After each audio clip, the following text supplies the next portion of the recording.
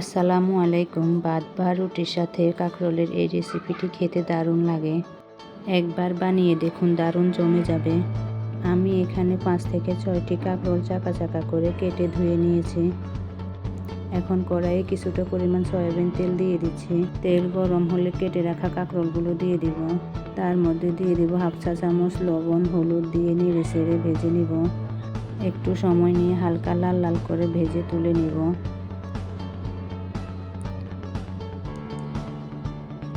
একই তেলে দিয়ে দিব কুচানো পেঁয়াজ।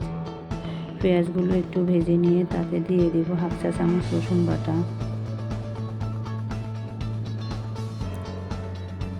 সামান্য পানি দিয়ে দিব মশলাগুলো যেন পুড়ে না যায়। এরপর দিয়ে দিব স্বাদ মতো লবণ, হাফ চা চামচ হলুদ গুঁড়া, 1 চা চামচ মরিচ গুঁড়া।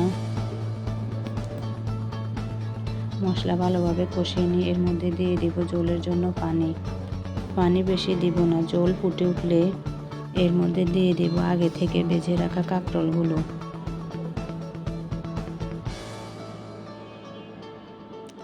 এখন ঢাকা দিয়ে দিব। এদিকে আমি একটা মশলা রেডি করে নেব। হাফ চা চামচ জিরা, হাফ চা চামচ সরিষা শুকনো খোলায় তেলে গুঁড়ো করে নেব।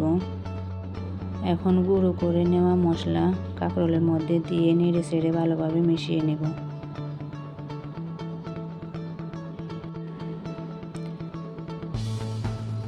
এরপর সামান্য পরিমাণ গরম মশলা গুঁড়া দিয়ে ভালোভাবে মিশিয়ে নেব।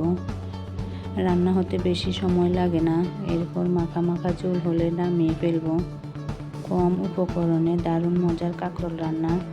এই রেসিপিটা বানালে মাছ মাংস কিছুই লাগবে না, এতটাই মজার হয়।